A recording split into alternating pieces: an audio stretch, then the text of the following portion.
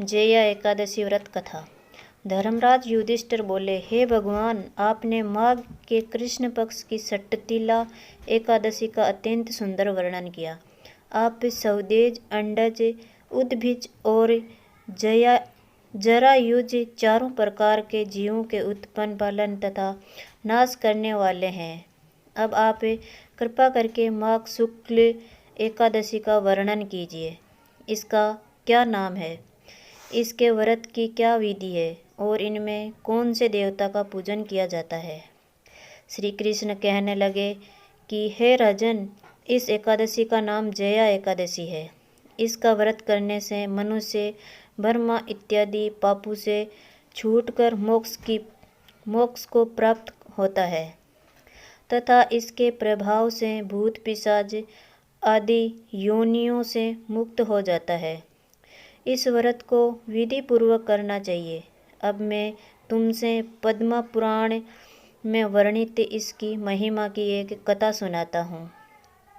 देवराज इंद्र स्वर्ग में राज करते थे और अन्य सब देवगण सुखपूर्वक स्वर्ग में रहते थे। एक समय इंद्र अपनी इच्छानुसार नंदनवन में अप्सराओं के साथ विहार कर रहे थे और गंधर्व गान कर रहे थे। उन गंधर्वों में प्रसिद्ध पुष्पदंत तथा उसकी कन्या पुष्पवती और चित्रसेन तथा उसकी स्त्री मालिनी भी उपस्थित थे। साथ ही मालिनी का पुत्र पुष्पवान और उसका पुत्र मूल्यवान भी उपस्थित थे। पुष्पवती गंधर्व कन्या माल्यवान को देखकर उस पर मोहित हो गई और माल्यवान पर कामबाण चलाने लगी। उसने अपने रूप, लावण्य और हाव भाव से माल्यवान को वश में कर लिया। हे राजन, वे पुष्पवती अत्यंत सुंदर थी। अब वे इंद्र को प्रसन्न करने के लिए गान करने लगे, परंतु परस्पर मोहित हो जाने के कारण उनका चित्त भ्रमित हो गया था।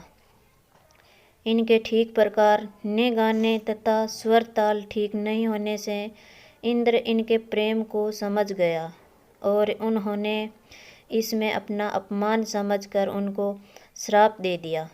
इंद्र ने कहा, हे मूर्खों, तुमने मेरी आज्ञा का उल्लंघन किया है, इसीलिए तुम्हारा धिक्कार है। अब तुम दोनों स्त्री पुरुष के रूप में मृत्युलोक में जाकर पिशाच रूप धारण करो और अपने कर्म का फल भोगो। इंद्र का ऐसा श्राप सुनकर वे अत्यंत दुखी हुए और हिमालय पर्वत पर दुखपूर्वक अपना जीवन व्यतीत करने लगे। उन्हें गंध रस तथा स्पर्श आदि का कुछ भी ज्ञान नहीं था। वहाँ उनको महान दुख मिल रहे थे। उन्हें एक क्षण के लिए भी निद्रा नहीं आती थी। उस जगह अत्यंत शीत था, इसीलिए उनके रोंगटे खड़े रहते और मारे शीत के दांत बजते रहते।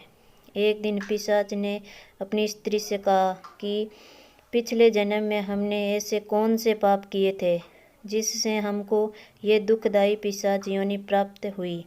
इस पिशाच यानी योनि से तो नरक के दुख सहना ही उत्तम है। अतः हमें अब किसी प्रकार का पाप नहीं करना चाहिए। इस प्रकार विचार करते हुए वे अपने दिन व्यतीत कर रहे थे।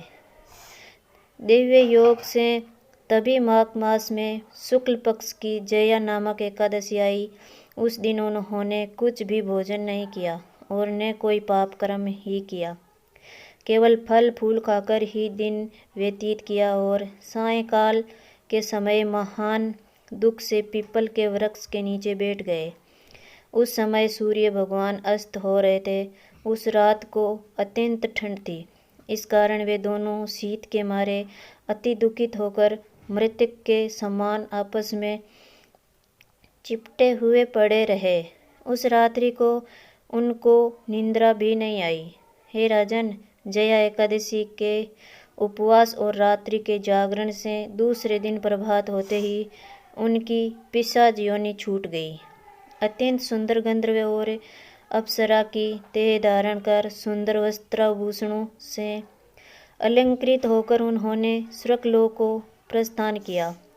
उस समय आकाश में देवता उनकी स्तुति करते हुए पुष्प वर्षा करने लगे। स्वर्गलोक में जाकर इन दोनों ने देवराज इंद्र को प्रणाम किया। इंद्र इनको पहले रूप में देखकर अत्यंत आश्चर्यचकित हुआ और पूछने लगा कि तुमने अपनी पिशाच योनि से किस तरह छुटकारा पाया, सो सब बतलाओ। माल्यवान बोले कि हे देवेंद्र, भगवान विष्णु की कृपा और जया एकादशी के व्रत के प्रभाव से ही हमारी पिशाच देह छूटी है। तब इंद्र बोले कि हे माल्यवान, भगवान की कृपा और एकादशी का व्रत करने से न केवल तुम्हारी पिशाच योनि छूट गई, वरना हम लोगों के भी वंदनीय हो गए, क्योंकि विष्णु और शिव के भक्त हम लोगों के वंदनीय है, अतः आप धन्य है। अब आप पुष्पवती के साथ जाकर विहार करो। श्री कृष्ण कहने लगे कि हे राजा युधिष्ठिर, इस जया एकादशी के व्रत से बुरी योनि छूट जाती है।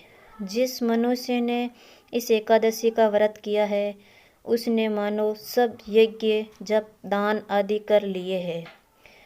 जो मनुष्य जया एकादशी का व्रत करते हैं, वे अवश्य ही 1000 वर्ष तक स्वर्ग में वास करते हैं। कहानी अच्छी लगी हो तो लाइक, शेयर और सब्सक्राइब करना ना भूलें। धन्यवाद।